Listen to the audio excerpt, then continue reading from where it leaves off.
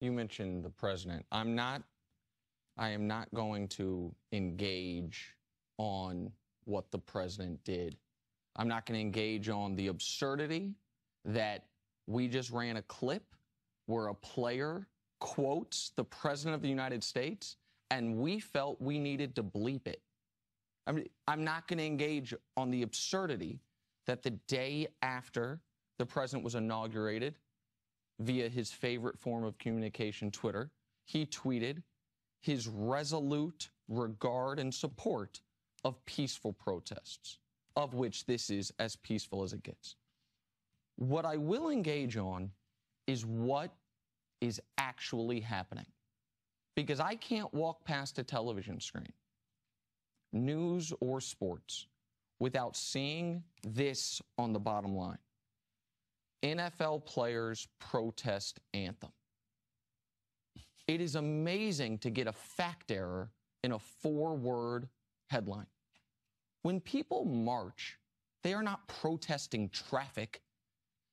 The players have been uniform that they are using the anthem as a vehicle to protest inequality, police brutality, and racial injustice.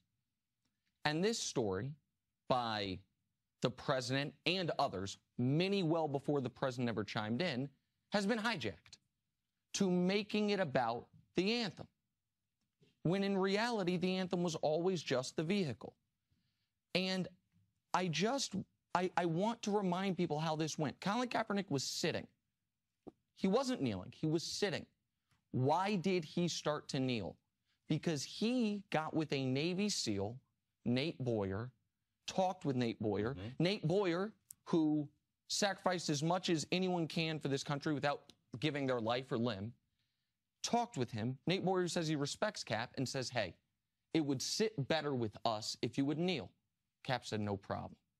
I can still get my point across.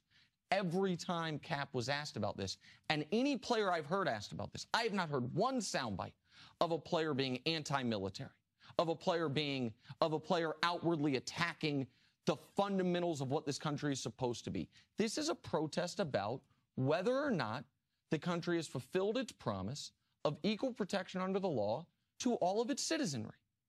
And that conversation is one no one wants to have. That conversation is uncomfortable for people.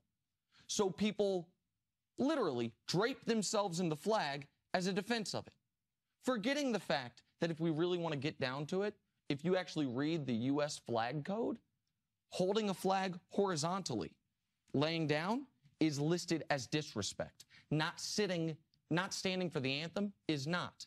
Wearing any type of flag clothing is listed as disrespect. Not standing for the anthem is not. But we have perverted the discussion into an easy one to get to one of America's favorite old hobby horses, which is, why aren't those black folks more grateful for what they got? And that's what we saw Friday night, and that's what the NFL responded to. And I agree with you, Chris. I was surprised how strong the owners came out, some with somewhat weak messages, but a lot of these owners gave the president $1 million or more. Yes. And they came out and said, you can't curse our players.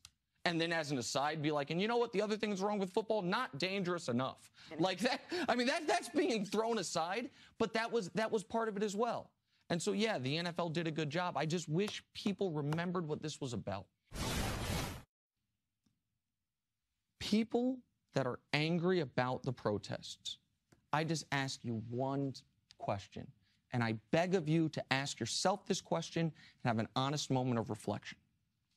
Are you angry about the protests because you think it's disrespecting the flag, or are you angry about what is being protested?